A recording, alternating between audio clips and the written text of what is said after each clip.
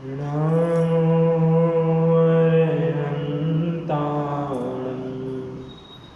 नमो सिद्धाणं नमो आयर्याणं नमो वज्रायाणं नमो लोये सर्वसाहूरम्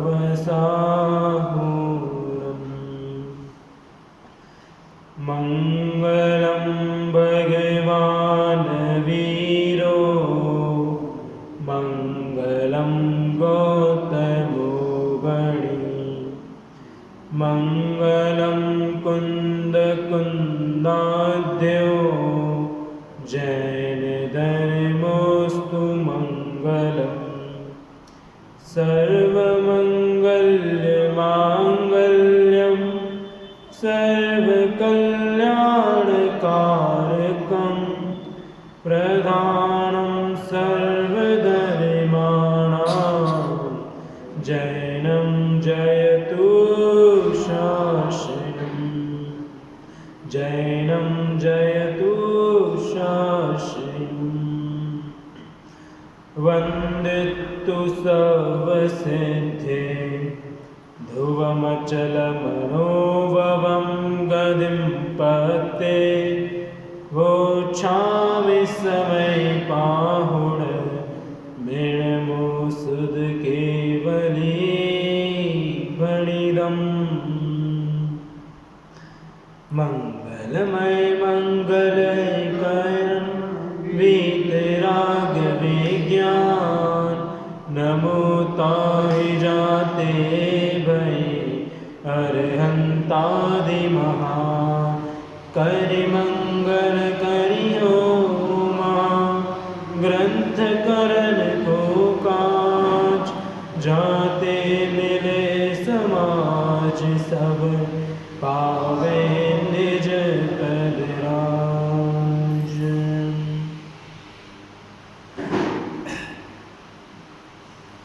मोक्ष मार्ग प्रकाशक ग्रंथ पंडित प्रवर आचार्य कल्प पंडित तोडरमल जी द्वारा रचित मौत की कीमत पर लिखा हुआ यह ग्रंथ, जिस पे अपनी जो चर्चा है वह 7वें अधिकार पर अपनी चर्चा चल रही है। जिन मिथ्या दृष्टियों का विवेचन, उसमें भी मिथ्याभासी मिथ्या दृष्टि जय। इसमें अभी तक की जो अपनी चर्चा हुई है वह ये है कि जो मिथ्याभासी मिथ्या दृष्टि है वह अपने आप को केवल ज्ञानी मानता है और अपने को मोह राग देश रूपी भावों से रहित मानता है। पहले तो वो जितने तर्क है वो सब देने के बाद फिर वो समय सा ग्रंथ का भी एग्जाम्पल बताता है, उदाहरण देता हुआ कहता है, अपनी बात को और पुष्ट करना चाहता है कि समय साल में तो ऐसा कहा है कि आप तो वर्णाधिक तथा रागाधिक भाव जो हैं उनसे कैसे हो, आज आत्मा से भिन्न है। वो अपनी बात को पुष्ट करने के लिए वो बात कहता है। तो उसका उत्तर पंडित जी कहते हुए कहते हैं कि रागादि भाव परद्रव्य के निमित्त से होते हैं, तो वह क्या है, उपाधिक भाव है। और यह जीव उसे क्या मान लेता है, स्वभाव मान लेता है। और स्वभाव हमेशा सबको अपना अच्छा लगता है, कोई भी अपने स्वभाव को छोड़ना चाहता नहीं। तो फिर वह उसका जो उसको दूर करने का जो उपाय है, इसको मोह राग देश रूपी भावों को, तो वो फिर कैसे करेगा। तो इसीलिए वहाँ पर उसको तो ये कहा कि ये जो आत्मा है वह जो तेरे ये जो मोह राग देश रूपी जो भाव है ना, तो उससे कैसा है, भिन्न है। ये तो उद्गल के हैं पर निमित्त की अपेक्षा से। और तेरे लिए हम क्या कहेंगे, तू जो स्वच्छंदी हो गया ना इस बात को पढ़ करके और सुन करके, तो मत हो। ये बात तो उस अपेक्षा से कही थी, लेकिन अगर इसकी बात करेंगे निश्चयभासी मिथ्या दृष्टि जीव की, तो क्या कहना चाहते हैं कि जो ये रागादिक जो है ना, तो इसे पर का मानकर स्वच्छंद मत हो, निरुद्यमी मत हो। ये तो तेरे ही भाव है, तू ही इसका करता है और तू ही इसका भोगता है। ये बात करके तो किसको क्या श्रद्धांत करा रहे निश्चयवासी मिथ्या दृष्टि को? तो भाई ये बात तेरे हैं, तो तुझे इसको दूर करने का उपाय करना है। और ऊपर जिसने रागादि भावों को ये अपना स्वभाव मान लिया था, उसको तो ये कहेंगे, क्या कहेंगे कि भाई ये भाव तेरे नहीं है, तू इसको दूर करने का उपाय कर। और जो ये माने भैया मेरे हैं नहीं, उसको कह रहे तेरे ही है, तो तुझे इनको दूर करना है। ठीक है, तो ये दोनों बात यहाँ पर अपन ने इतनी चर्चा हुई। अब देखिए आगे क्या कह रहे हैं। आगे कह रहे हैं, दोनों ही विपरीत श्रद्धानों से रहित होने पर सत्य श्रद्धान होगा, तब ऐसा मानेगा कि ये रागादिक भाव आत्मा का स्वभाव तो नहीं। मतलब क्या क्या दो अपेक्षाएं यहाँ पर अपन ने खड़ी की थी पंडित जी ने, है ना। तो उन दोनों ही अपेक्षाओं का निराकरण, या दोनों ही जो सिचुएशंस थी उन दोनों का निराकरण पंडित जी ने कर दिया। ठीक है, अब कह रहे जो दोनों जो आपके विपरीत सिद्धांत है ना, आप उन दोनों से श्रद्धानों से कैसे हैं रहित होने पर, मतलब आप रहित होने मतलब अब आपका वो जो गलत श्रद्धांत था ना, वो अब आपका निकल गया। क्या निकल गया? और सत्य श्रद्धान अब आपको हो गया है कि ये भाव है तो मेरे, लेकिन मेरे ही नहीं है। मेरे है लेकिन मेरे ही नहीं है। ठीक है, जब ऐसा सत्य श्रद्धान हो जाएगा, तब ऐसा मानेगा कि ये रागादिक भाव तो आत्मा का स्वभाव तो नहीं है, कर्म के निमित्त से आत्मा के अस्तित्व में विभाव पर्याय रूप से उत्पन्न होते हैं। क्या कहा? देखो, रागादिक भाव आत्मा का स्वभाव तो नहीं है, उसको अब सच्चा श्रद्धान हो चुका है कि ये जो रागादिक भाव है वह इस आत्मा का स्वभाव तो नहीं है। मतलब मेरा स्वभाव तो नहीं, आत्मा मतलब मैं, मतलब मेरा स्वभाव तो नहीं है, लेकिन कर्म के निमित्त से आत्मा के अस्तित्व में अभी ये विभाव पर्याय रूप से उत्पन्न हुए हैं, सो मेरे ही है, तो मुझे इसका निमित्त मिटने पर इनका नाश होने से स्वभाव भाव है, मतलब मुझे इसको दूर करने का उपाय करना है। तो ये जो विभाव परिणाम है तो विभाव है पर, लेकिन मेरे ही है, मैं इन्हें करने वाला हूँ, तो इनका दूर करने का उपाय, इनको नाश करने का जो उपाय है वो मैं करूँगा। तो इनके दूर होने पर क्या प्रकट हो जाएगा? मुझे मेरा स्वभाव प्रकट हो जाएगा। इसीलिए इनके नाश का उद्यम करना, इनके मतलब मोह राग द्वेषरूपी भावों को दूर करने का उपाय तुझे करना है। देखो अगला प्रश्न, बहुत देखिए, अब इस पूरी जगह पर पंडित टोडरमल जी ने ही स्वयं ने ही यहाँ पर प्रश्न खड़े किए हैं। उन्हें पता है, मतलब श्रोता भी वही है और वक्ता भी वही है। क्या कह रहे हैं? श्रोता भी वही, वक्ता भी वही। उन्हें पता है कि श्रोता के मन में अगला सवाल क्या होगा। आपको नहीं हो तो बात अलग है पर जो स्वाध्यायी जो श्रोता होगा उसके मन में क्या विचार या क्या विकल्प इस बात को सुनने के बाद आएगा, तो वह उन्होंने स्वयं ने ही यहाँ पर अपने प्रश्नों को खड़ा किया। तो देखो उन्होंने क्या प्रश्न खड़ा किया। यहाँ प्रश्न है कि यदि यह कर्म के निमित्त से होते हैं तो कर्म का उदय रहेगा, तब तक यह विभाव दूर कैसे होंगे? इसलिए इसका उद्यम करना तो निरर्थक है। पहले प्रश्न समझना, फिर अपन इसके उत्तर की बात करेंगे। प्रश्न में क्या कह रहे हैं कि भाई ये जो मोर आदेश के जो भाव हुए ना, आपको जो कर्म हुए ना, ये कर्म जो हुए हैं वो तो निमित्त से हुए हैं। मतलब मोर आदेश विभाग आपको हुए किसके निमित्त से हुए? कर्मों के निमित्त से हुए। किसके निमित्त से? कर्मों के निमित्त से। कौन से भाव हुए? मोर आदेश के भाव। तो अब आपको हुए तो कर्म के निमित्त से, तो वह कह रहे हैं कि जब तक कर्म का उदय है, जब तक कर्म का उदय रहेगा, क्योंकि जब अभी है ना कर्म का उदय चल रहा है ना आपका, भले वो फिर शुभ हो या अशुभ रूप हो, तो चल रहा है ना। तो यहाँ कह रहे हैं कि जब तक कर्म का उदय रहेगा फिर तो तब तक तो ये विवाद दूर कैसे होंगे? क्या कह रहे हैं? जब तक यह कर्म का उदय जब तक रह रहा है, मेरा शुभ पुण्य का उदय हो या अशुभ पापोदय हो, पुण्योदय हो पापोदय, पर मेरा कर्मों का उदय तो हो रहा है, तो फिर अब इसमें कर्म का उदय रह रहा है तो विभाग और परिणाम है, तो फिर ये कैसे दूर होंगे विभाग रूप परिणाम? क्या कह रहे हैं?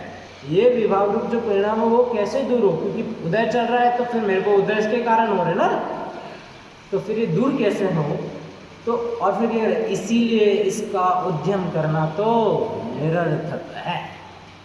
आपने क्या ऊपर बोला ना कि उद्यम करो, कि आप इन्हें दूर करने का उद्यम करो, आप ये इन्हें नाश करने का कार्य तो प्रयत्न तो करो। तो वो कह रहे फिर आपका जो ये प्रयत्न है ना दूर करने का, वह कैसा है? वेस्ट है, उसका कोई मतलब नहीं है फिर।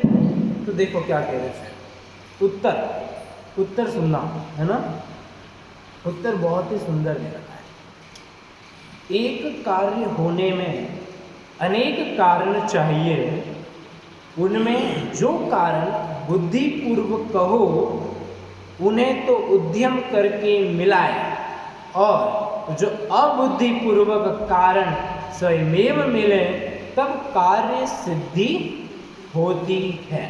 जैसे सुनना, कोई भी कार्य हुआ, ठीक है, जैसे समझो रोटी सीखी, उदाहरण यहाँ वाला बाद में लिखेंगे, दूसरा उदाहरण सबसे इजी जो है, रोटी सीखी, ठीक है।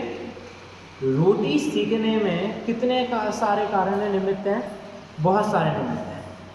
एक बेलन भी निमित्त है उसके अंदर, ठीक है, एक आप खुद भी उसमें निमित्त हो, फिर अग्नि भी उसमें निमित्त है, फिर आप जिस पे रोटी बना रहे हो चरखोटा है वह भी निमित्त है, फिर वो जो तवा है आप जिस पे रखे हुए रोटी वह भी निमित्त है। कितने सारे कारण हैं उस एक कार्य के होने में, ठीक है। यहाँ आगे आ जाओ, पीछे क्या है, इसको चेयर को पीछे कर दो, देखो समझ में आया। अब पर लेकिन यहाँ पर अगर बुद्धिपूर्वक अगर आप कहोगे तो निमित्त कौन कहलाएगा? बुद्धिपूर्वक निमित्त की बात कर रहा हो आप, क्या हो? आप हो बुद्धिपूर्वक निमित्त को, ठीक है। बाकी सब तो कैसे हैं? अबुद्धिपूर्वक निमित्त हैं, ठीक है। अग्नि को आपने जलाया तो बुद्धिपूर्वक आपने उस अग्नि को जलाया, तो फिर वो अग्नि तो खाली जल रही है, उससे कोई लेना देना नहीं कि आप उस पर उसके ऊपर रोटी रखो, दाल रखो, सब्जी रखो, आपका हाथ रख दो, कुछ मतलब नहीं है। वो तो अपना काम कर रही है कि बस जलाने का काम कर रहे हैं, मतलब वो उष्णता दे रही है, उसके अंदर रोटी सिक रही है, वो उसकी मर्जी। आप अपना हाथ रख दोगे तो आपको जला देगी, और रोटी रखोगे तो रोटी सिकेगी, दाल रखोगे तो दाल सिकेगी। मतलब अग्नि भी कोई भेदभाव नहीं कर रही कि आप आपका हाथ रखोगे तो आपको हाथ सेक देगी या रोटी रखिए तो सेकेगी, ऐसा नहीं। वो तो उसका काम क्या है? उष्णता देना, तो वो तो उष्णता है उसका। तो बस जैसी चीज वो उस रूप अपनी उपादानगत योग्यता से परिणमित हो रही है। पर यहाँ पर बुद्धिपूर्वक जो निमित्त होगा वो आप हो, और अबुद्धिपूर्वक निमित्त कितने सारे उस रोटी सीखने में? बहुत सारे हैं, ठीक है। जैसे कि वो बेलन, चरखोटा, अग्नि, ये सारे अब बुद्धिपूर्वक निमित्त है उस रोटी को सीखने में। ठीक है, तो क्या कहा, वैसे ही अब यहाँ का उदाहरण भी देख ले।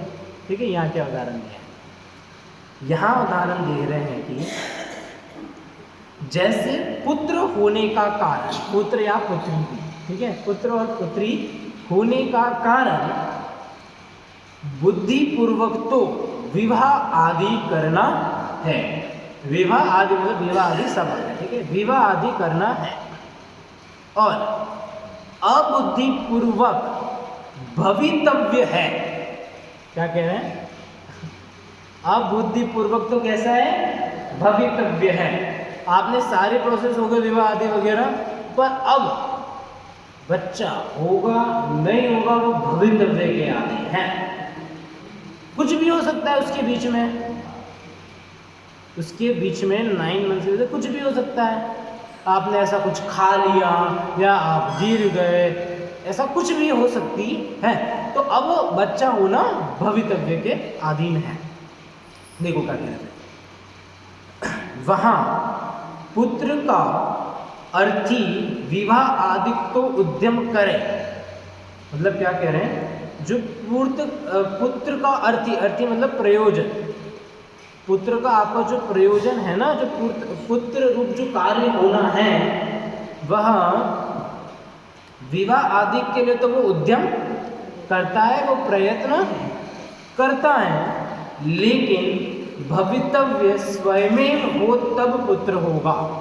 क्या कह रहे हैं, भवितव्य स्वयं हो तब पुत्र होगा। पुत्र के भवितव्य में अगर होगा तो वो पुत्र होगा, और नहीं होना होगा तो फिर ऐसी कुछ भी घटना घट सकती है। उसी प्रकार विभाव दूर करने के लिए, कह रहे उसी प्रकार विभाव दूर करने के कारण अगर आप ऐसा उद्यम करते हो अपने विभाव को दूर करने का, बुद्धिपूर्वक तो तत्व विचार आदि है, इन्हें विभाव आदि को आपको दूर करना है ना, इनका अभाव करना है ना, मोर आदेश विभावों का, तो बुद्धिपूर्वक तो क्या करना है आपको, तत्व विचार आदि। तत्व विचार का मतलब ये नहीं है कि डिस्कस करना खाली तत्व विचार का मतलब है उसका चिंतन करना, उन तत्व जो प्रयोजन को तत्व है ना, उनका चिंतन करना, उनका कैसा स्वरूप है, मीरा कैसा स्वरूप है, उन सब का चिंतन करना, उन सब का विचार करना। और अबुद्धिपूर्वक तो मोह कर्म के उपशम आदि है ना, सो उसका अर्थी तत्व विचार आदिक तो उद्यम करे, और मोह कर्म के उपशम आदिक स्वयमेव हो, तब रागादिक दूर होते हैं। क्या कह रहे हैं, जब अगर आप अपने आप को जानोगे है ना, तो स्वयमेव ही, क्या कह रहे हैं, तो स्वयमेव ही जो मोह आदि जो कर्म है ना, वो क्या होंगे, नाश हो जाएंगे, वो उनका अभाव हो जाएगा। तो जो फिर मोह राग द्वेष रूप जो परिणाम है ना, वो भी ऑटोमेटिक ही रागादिक रूप जो परिणाम है आपके, वो ऑटोमेटिक ही नाश को प्राप्त हो जाएंगे। आपको उनके लिए अलग से कोई बुद्धि का प्रयोग और नहीं करना पड़ेगा। जैसे एक उदाहरण देता हूँ, जैसे समझो एक कपड़ा है, ठीक है, आपने उसके ऊपर पानी डाला, क्या किया, पानी डाला, तो मुझे ये बताओ, आपने जब उस कपड़े के ऊपर पानी डाला तो क्या आपको अब उस कपड़े को वापस अलग से कोई प्रयत्न और करना पड़ेगा उसको गीला करने के लिए? पानी डाला तो ऑटोमेटिक गीला हो ही जाएगा, वो उसके लिए अलग से थोड़ी वापस गीले बोले भाई गीला क्रिया आओ भैया तुम वो पानी डाल दिया, ऐसा थोड़ी होता है। आपने पानी डाला तो वो स्वयं में ही गीला हो जाएगा, उसके लिए आपको अलग से कोई प्रयत्न नहीं करना पड़ेगा। वैसे ही जब आप अपने इस आत्मा के ऊपर सफाई करने के लिए, जब आप अपने आत्मा में ही जब लीन होंगे ना, उस वर्षा अमृत वर्षा जब करोगे ना, उस दिव्य तत्व विचार की बारिश या उसका पानी जब आप डालोगे उस अमृत जल का, तब ऑटोमेटिक ही जो ये आत्मा है वह इस तत्व विचार आदि में ऑटोमेटिक ही डूब जाएगा, उसमें ऑटोमेटिक ही गिला हो जाएगा और उसमें जो ये मोह राग देश रूपी जो कर्म रूपी जो ये मेल है ना, ये सब ऑटोमेटिक धुल जाएंगे, अपने आप साफ हो जाएंगे। जैसे आप वॉशिंग मशीन में आप कपड़ा डालते हो, वॉशिंग मशीन अपना पूरा काम धोना सुखाना सब कर देती है, फिर आप वॉशिंग मशीन में अलग से वॉशिंग मशीन को ये नहीं कहते हो कि वॉशिंग मशीन नहीं अभी देखो वापस साफ करो, साफ ऐसा थोड़ी करते हो। हम डाल दें मशीन चालू की ऑटोमेटिक सारा काम करती है, तो वैसे ही बाकी सारा काम ऑटोमेटिक हो जाएगा। अब देखो वापस, मतलब बहुत जिद्दी है निश्चय वैसे मिथ्या दृष्टि जी है ना, मानने को रेडी नहीं है। पहले उसने अपने जितने तर्क दिए उसने अपने पहले खुद के तर्क दिए, तो वो तो सारे निराकरण कर दिया। अब वो बोल रहे नहीं, अब तो मैं लेकर हार ऐसे थोड़ी मानूंगा। अब वो आचार्य को ले रहा है, आचार्य को बातों को, क्योंकि मैं तो बस कैसे भी हूँ, मेरे को तो मेरी बात को पुष्ट करना है। तो देखो क्या कह रहे हैं। अब यहाँ ऐसा कहते हैं कि जैसे विवाह आदि भी भवितव्य आधीन है, उसी प्रकार तत्व विचार आदि भी कर्म के शयोक्षम आदि के अधीन है, इसीलिए उद्यम करना निरर्थक है। यहाँ वो स्वच्छंदी कैसे हो रहा है तो क्योंकि टोडरमल जी स्वयं वो प्रश्न उठा रहे हैं ना। मैंने क्या बोला, यहाँ पे श्रोता भी पंडित टोडरमल जी हैं और वक्ता भी पंडित टोडरमल जी हैं। भैया श्रोता को कदाचित ये प्रश्न न भी उठे तो उन्हें वो बता रहे हैं कि उन्हें ये प्रश्न उठना चाहिए। इस बात को सुनने के बाद और समझने के बाद उसको यही नहीं रुक जाना है। मतलब पंडित टोडरमल जी पूरी तरीके से आपको सच्चा शुद्धांत कराना चाहते हैं और सही बात आपको बताना चाहते हैं कि सही बात क्या है। उसको ऐसे मोड़ के, ऐसे तोड़ मरोड़ के, कैसे भी बस आपको वह बताना चाहते हैं। देखो क्या कह दिया। अब यहाँ पे क्या कहा उसने कि अब जो विवाह आदि जो कार्य हो रहे हैं वह भी तो भवितव्य के अधीन है, वो भी आपके हाथ में थोड़ी है जिसके साथ, क्योंकि कई बार अपन जिससे चाहते उससे तो होती नहीं, जिसके साथ लिखा होगा उसके साथ ही होगी, है ना। मम्मी पापा जिसे करेंगे फिर, और या फिर अगर अपनी मर्जी से की तो फिर जो वो आप लोग लेट हो गए उससे पहले की स्टोरी सुनाई थी मैंने, गोल गोल मोती चुर के लड्डू वाली, है ना। देखो यहाँ कहते हैं विवाह आदि भी भवितव्य आदि नहीं, क्योंकि सब कुछ निश्चित है ना, जो होना है सब निश्चित है, केवल ज्ञानी ने गाया है तो अब विवाह आदि भवितव्य है। तो क्या कह रहे हैं, उसी प्रकार जो तत्व विचार आदि भी जो है ना, फिर वो कैसे हैं, संयुक्त आदि के निमित्त है, वो उसके अधीन है। तो क्या कह रहे हैं, इसीलिए उद्यम करना तो निरर्थक है। अब आप बोलो प्रयत्न करो, तो हम वो प्रयत्न कैसे करें, वो तो प्रयत्न वेस्ट है। हम उसका उत्तर सुनो क्या कहते हैं। देखो उत्तर बहुत अच्छा है। फिर आएंगे बिजनेस वालों पर भी, उन्हीं की बारी है इसके बाद व्यापार आदि वालों की, जिसके जितने बहाने हैं ना सब सारे बहानों को यहाँ पे ड्रॉइंग करती हो। टोडरमल जी मैं तो कुछ करता ही नहीं है ना, तो मेरे शब्द है, मैं तो खाली आपको समझा रहा हूँ, बीच में क्या हूँ, मीडिएटर हूँ। देखो क्या क्या कह रहे हैं, उत्तर सुनना। ज्ञानावरण का तो शयोक्षम तत्व विचार आदि करने योग्य तेरे हुआ है, इसलिए उपयोग को वहां लगाने का उद्यम कराते हैं। असंगी जीवों के शयोक्षम नहीं है तो उन्हें किस लिए उपदेश दें। क्या करें, एक तो संगी और एक होते हैं असंगी, ठीक है। संगी मतलब पंचेंद्रिय संगी, जिनके जो मन सहित पांचों इंद्रियां जिन्हें होती है, और असंगी मतलब जिन्हें मन तो नहीं होता है लेकिन इंद्रियां होती है। जरूरी नहीं आप पांच असंगी के अंदर एक इंद्रिय भी आ जाएगा, दो इंद्रिय भी आएगा, तीन इंद्रिय भी, सारे असंगी है ना, क्योंकि वो मन रहित है ना। अब क्या कह रहा है? उपदेश किसको दे रहे हैं? संगी को दे रहे हैं। आप समझ सकते हो ना बात को, इसीलिए मम्मी आपको बात समझाती है, ठीक है। मम्मी गाय को जाके तो नहीं समझाती ना, गाय भी चलो गाय पंचेंद्री संगी जीव है, अरे गाय संगी पंचेंद्री जीव है। मम्मी अब चींटी को तो जाके ऐसा नहीं बोलती, चींटी मेरी बात मान जा, यहाँ पर नहीं आते हैं, ऐसा तो मम्मी उसे तो नहीं समझाती ना कि किचन में तू तो मत आ, और आपको बोलती नहीं तू किचन में आ, ठीक है। तो बात समझना, उपदेश उन्हें दिया जाता है जो समझने के लायक होते हैं, ठीक है। तो यहाँ कह रहे हैं कि जो ज्ञानावरण का जो क्षयोपशम है ना, ज्ञानावरण जो क्षयोपशम हो रहा है ना, वो तत्व विचार आदि करने योग्य तेरे हुआ है।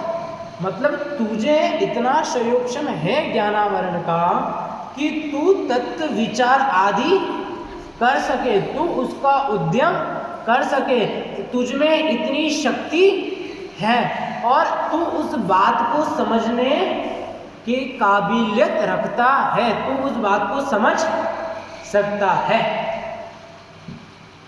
आगे, इसीलिए उपयोग को वहां लगाने का उद्यम कराते हैं। मतलब या इसीलिए कह रहे हैं कि भैया तत्व विचार आदि का उद्यम करो, अभी आपको ये पर्याय मिली है, इसका उपयोग कर लो, क्योंकि असंगी जीवों के तो क्षयोपशम होता ही नहीं है, तो उन्हें तो किस लिए उपदेश दे, और नहीं उनमें समझने की उतनी शक्ति है ना।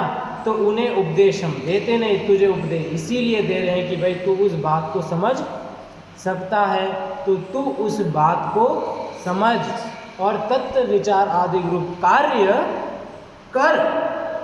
देखो फिर क्या कह रहा है, तब वह क्या कहता है वापस, क्या कह रहा हूँ, बहुत जिद्दी है ये क्या कह रहा हूँ, बहुत जिद्दी है ये निश्चयवासी मिथ्या दृष्टि जी, अपनी बात से बिल्कुल भी डिगना चाहता ही नहीं है। और यहाँ पर निश्चयवासी मिथ्या दृष्टि समझो स्वयं टोडरमल जी ही यहाँ पर अपनी बात, वो स्वयं टोडरमल जी ही निश्चयवासी का पक्ष भी रख रहे हैं और स्वयं ही जो सही है उसका पक्ष रख रहे हैं। क्यों? क्योंकि उन्हें पता है कि भाई निश्चयवासी मिथ्या दृष्टि की भी इतनी शक्ति नहीं है कि वो अपना खुद का पक्ष भी यहाँ पर वो ऐसा खड़ा करेगा, तो स्वयं ही वो उसका रोल भी वो स्वयं कर रहे हैं और इधर भी वह स्वयं रोल कर रहे हैं। जैसे एकल नाटक होता है, एकल नाटक मतलब कि एक व्यक्ति ही वो पूरा नाटक करता है, मतलब वो एक ही जो व्यक्ति है वह धोबी का पात्र भी करेगा, पंडित जी का पात्र भी करेगा, जो भी जितने भी पात्र उसमें होंगे वो सारे पात्र वो एक जना ही करता है। ऐसे नाटक होते हैं, ठीक है।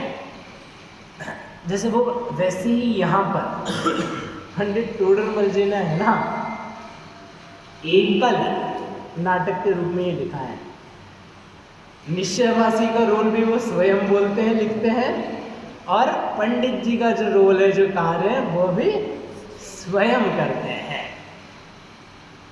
ठीक है। देखो अब वहां पे क्या कह रहे हैं वापस, होनार तो वहां उपयोग लगे, बिना होनार कैसे लगे। पंडित जी ने बोला स्वाध्याय में आना है कल आपको, तो उनका उत्तर है पंडित जी होनार ऐसी अभी बिल्कुल इच्छा ही नहीं होती है, तो कैसे करें हम, कैसे आए, बिल्कुल उपयोग ही नहीं लगता, होनारी ऐसी हमारी तो। ए भगवान, क्या बोला, हे भगवान उत्तर सुनो यदि ऐसा श्रद्धान है तो सर्वत्र किसी भी कार्य का उद्यम मत करो।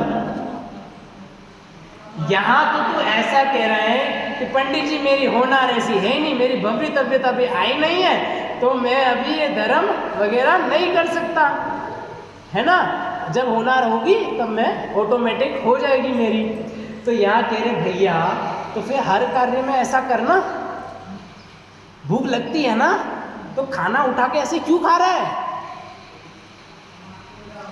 हाँ, कमा क्यों रहा है, बैठा रहना घर पे, अगर पैसे आने होंगे तो आ जाएंगे ऑटोमेटिक। वहां पे तो बोलते हैं नहीं पंडित जी दुकान मुझे जाना पड़ता है, वहां तो मुझे मेहनत करनी पड़ती है। और यहाँ तो ऐसा कह रहा है कि भैया मेरी होना रही, जब होना होगा तब हो जाएगा।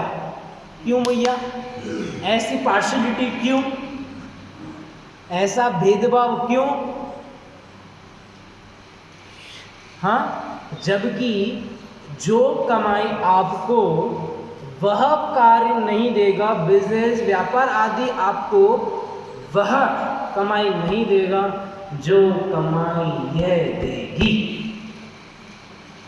अगर सिर्फ वो कमाई करोगे ना तो ये कमाई नहीं मिलेगी, और अगर यह कमाई करोगे ना तो वह कमाई ऑटोमेटिक मिलेगी।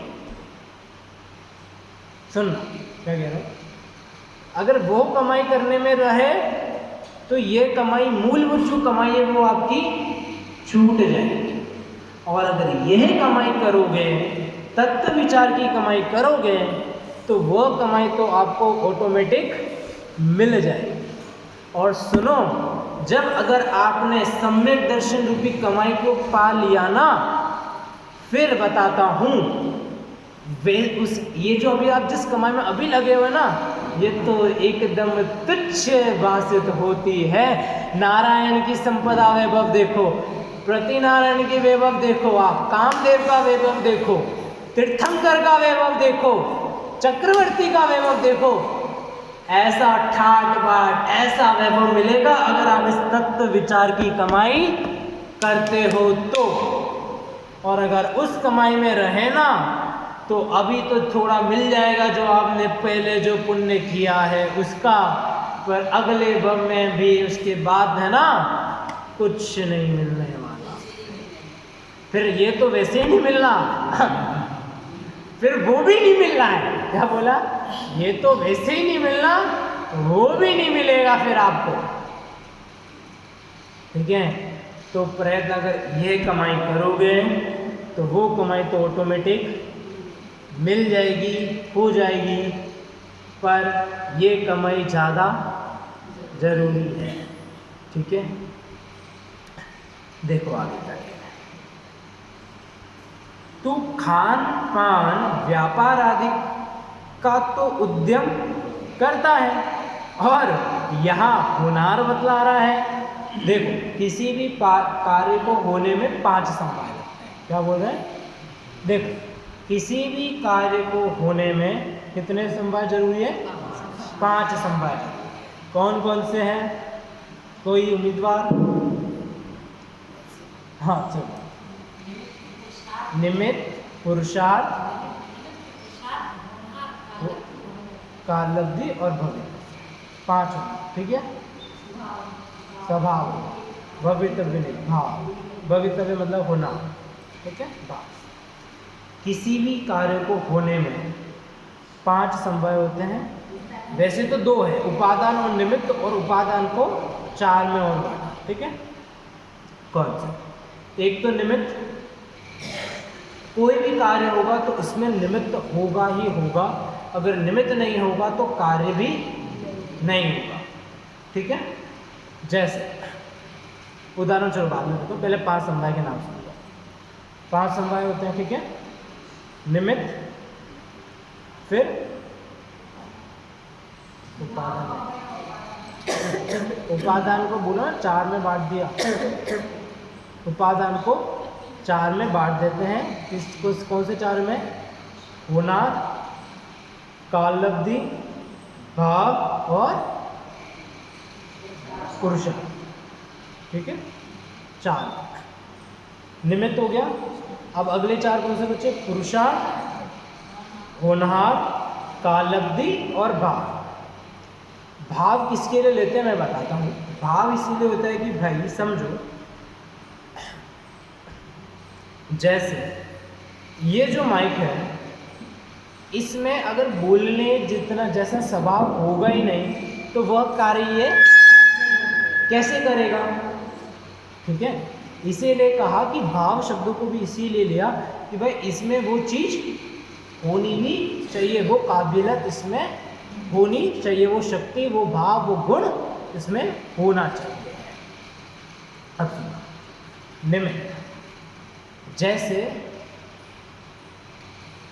इस मोबाइल को इधर रख, ये मोबाइल इधर से इधर हो, ये कार्य मैंने इस मोबाइल को उठा के इधर रखा, क्या बोला, इस मोबाइल को यहाँ से उठा के मैंने यहाँ पर रखा, ये जो पूरा कार्य हुआ है इसके अंदर निमित्त कौन है, मैं। निमित्त कौन है, मैं, क्योंकि मैंने इसको यहाँ से यहाँ रखा। पुरुषार्थ हुआ, उठाने का प्रयत्न करना पड़ा, ऑटोमेटिक तो ये गया नहीं। फिर इसकी होनार ऐसी थी कि भैया इसको इधर से इधर आना था तो ये हुआ। अगर मेरी अगर ताकत नहीं है, इसकी अगर ऐसी होनार नहीं होती तो मैं इसको जब रखने जा रहा होता तो उस समय ऐसा कोई ऐसी घटना, कोई मुझे एकदम से बुला लेता तो मेरा ध्यान यहाँ से यहाँ उधर भी जा सकता था। उस समय इसकी होनार ऐसी नहीं आई थी कि मैं उसको इधर से उधर रखूँ, तो ये उधर से उधर नहीं हुआ। होना उसकी भवितव्यता अभी नहीं है, ठीक है। फिर एक काल अवधि, तो इसका उस समय ऐसा समय अभी तक नहीं आया कि ये वहाँ से वहाँ जाए, क्योंकि जब तक काल अवधि नहीं पकेगी तब तक ये उधर नहीं जाएगा समय। लास्ट बात कि उसमें ऐसी योग्यता होनी चाहिए कि ये यहाँ से उधर हिल सके। अगर ये 10 किलो ऐसा इतना भारी कोई चीज़ हुई कि मैं हिला ही नहीं सका तो फिर इस हाँ शक्ति है उसमें, ऐसा भाव है कि भाई ये वस्तु हिल सकती है और ये इधर से उधर जा सकती है, तो मैं वो कार्य हुआ, ये पूरा कार्य, ठीक है। अब सुनो, ये जो हाथ मैंने अभी ऐसे मोड़ा, ठीक है, किसने मोड़ा, हाँ मैंने मोड़ा। अब इस कार्य में अगर आप ये मान लो ये कार्य तो मैंने किया है, इसमें इस हाथ का कोई योगदान नहीं है, तो अब इस हाथ को ऐसे मोड़ के दिखाओ। तब वहां तो क्या कहेगा कि भाई अब यहाँ पे इसके अंदर भाई इसकी ऐसी शक्ति नहीं थी, तो भैया पहले भी इसी की ऐसी शक्ति थी, तो पहले भैया तेरी इच्छा से नहीं हुआ ये हाल ऐसा, तू तो उसमें खाली निमित्त हुआ। इसके अंदर ऐसी शक्ति थी कि ये इस रूप हो सकता था तो हुआ, इसमें ऐसी शक्ति नहीं है कि ये इस रूप हो तो नहीं होता। एक जगह तो कहता है कि नहीं मैंने किया, और एक जगह कहता है कि उसको दोष देता है, तो ऐसा नहीं चलेगा। और निमित्त भी जब ही कहलाएगा तब कार्य हो। जैसे देव शास्त्र गुरु सम्यक दर्शन होने में निमित्त है, ठीक है। पर अब जैसे निमित्त है ना, तो आपको देव शास्त्र गुरु सब मिले हुए हैं, देव भी है, शास्त्र भी है, और गुरु में नहीं मतलब आचार्य उपाध्याय परमेश्वरी है ना, साधु है, गुरु है, ठीक है। तो अब आप बताओ सम्यक दर्शन क्यों नहीं हो रहा है?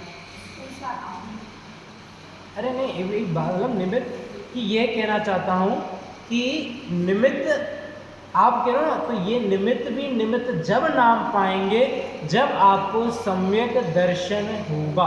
अगर सम्यक दर्शन जब तक नहीं होगा तब तक देव शास्त्र गुरु भी निमित्त नाम नहीं पाएंगे, ठीक है। तो अब देखो यहाँ पे क्या है, यहाँ का कहा कि भाई तू बिजनेस व्यापार आदि जॉब आदि कार्य तो तू खुद कर रहा है कमाने के लिए, बोल रहा है भैया वहाँ तो मेहनत करनी पड़ेगी, वहाँ तो मुझे पुरुषार्थ करना पड़ रहा है भाई, कमाना है तो भैया यहाँ भी तो कमाई जरूरी है ना। यहाँ की कमाई के लिए तू क्यों पीछे हट जाता है कि भैया हुनर के ऊपर या काल अवधि के ऊपर क्यों सब कुछ डाल देता है।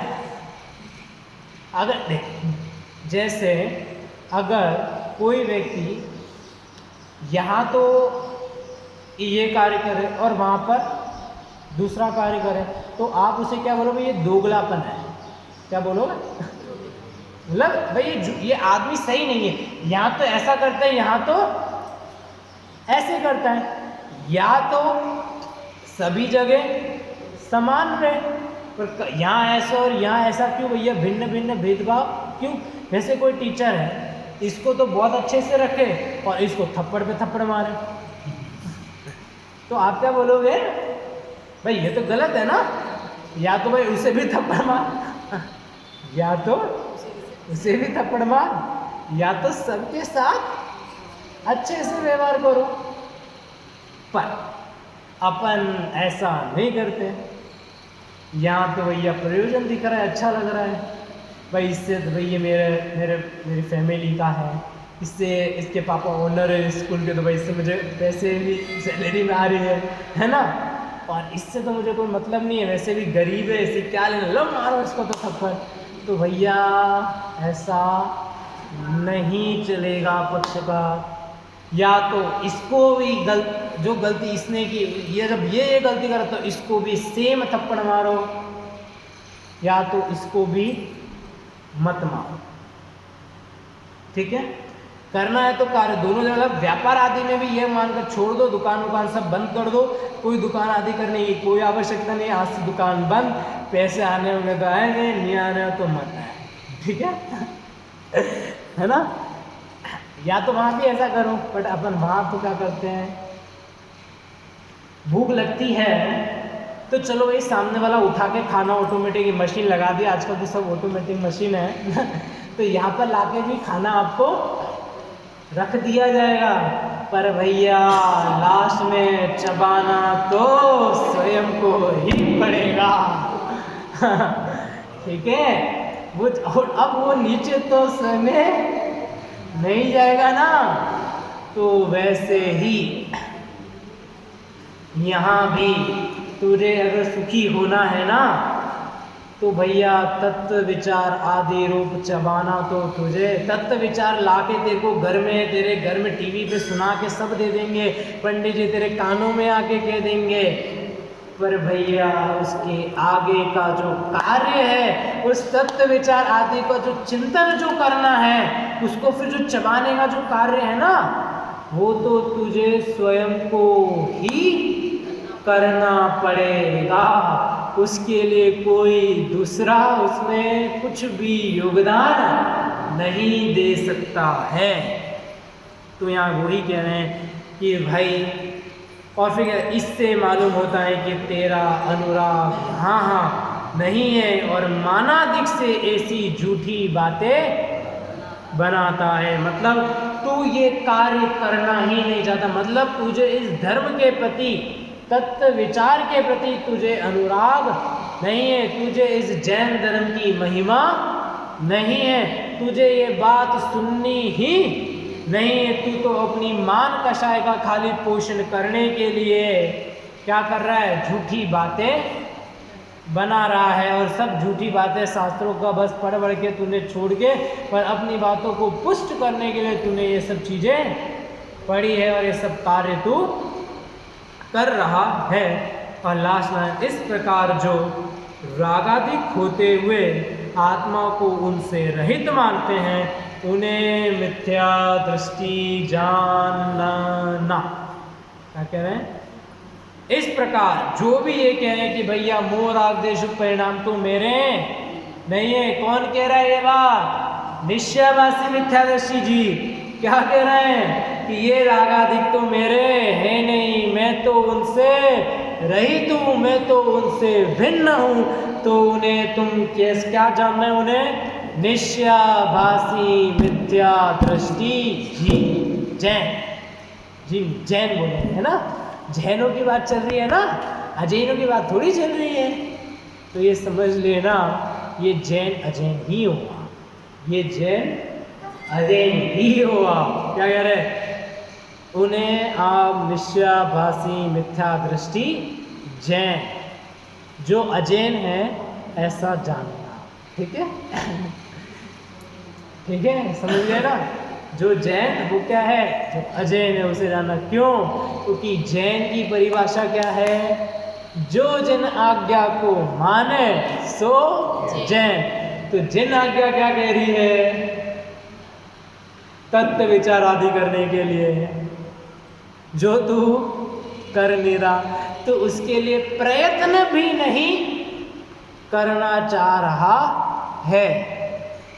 प्रयत्न करना तो छोड़ो, उसके बारे में सोच भी नहीं रहा है, विचार भी नहीं कर रहा है। तो भैया तो आप जिन आज्ञा का पालन नहीं करना चाहते हैं तो आप जैन भी नहीं हो। जैसे अपन जिस स्कूल में पढ़ते हैं, जैसे आप कौन से स्कूल में पढ़ते हो? कॉन्वेंट। क्या सर, कॉन्वेंट स्कूल का नाम क्या है? Saint Thomas. कॉन्वेंट का मतलब क्या होता है? कॉन्वेंट का मतलब होता है जहाँ पे गर्ल्स एंड बॉयज सब एक साथ पढ़ते हैं, और इंग्लिश जो क्रिश्चियन स्कूल से कॉन्वेंट कहते हैं, ठीक है। सेंट थॉमस है स्कूल का नाम, ठीक है। अब जैसे उस जो स्कूल है ना सेंट थॉमस, वहाँ के जो रूल्स एंड रेगुलेशंस जो हैं वह इन्हें मानने पड़ेंगे, उसका उन रूल्स को इन्हें फॉलो करना पड़ेगा।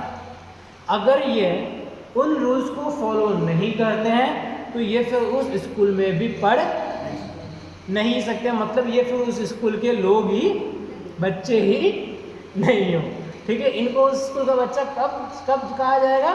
जब वो उस स्कूल में पढ़ करके उनके रूल्स एंड रेगुलेशंस को फॉलो करेंगे, ठीक है। और स्कूल वाले भी यही बोलेंगे भाई ये हमारे रूल्स एंड रेगुलेशंस फॉलो करते थे, ये हमारे स्कूल का है, ये नहीं करता, ये हमारे स्कूल का नहीं। तो वैसे ही भैया जिनागम में चलता है, जो भैया जैन क्या बोल रहे हैं, जो हमारी बात को मानेगा जिनेंद्र भगवान वो तो जैन, और जो हमारी बात को नहीं मानेगा वो जैन नहीं है, वह अजैन है, ठीक है।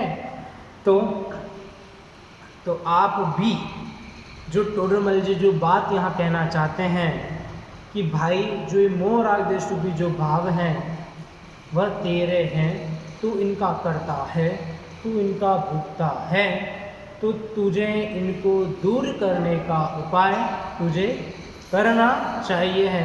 और हम भी ऐसी भावना पाते हैं कि आप इन्हें शीघ्र से शीघ्र, आप इन मोह राग द्वेष भावों को शीघ्र से शीघ्र दूर करें। इसी मंगलवाणी के साथ आज की वाणी को यही हम विराम देते हैं। ओम नमः शिवाय।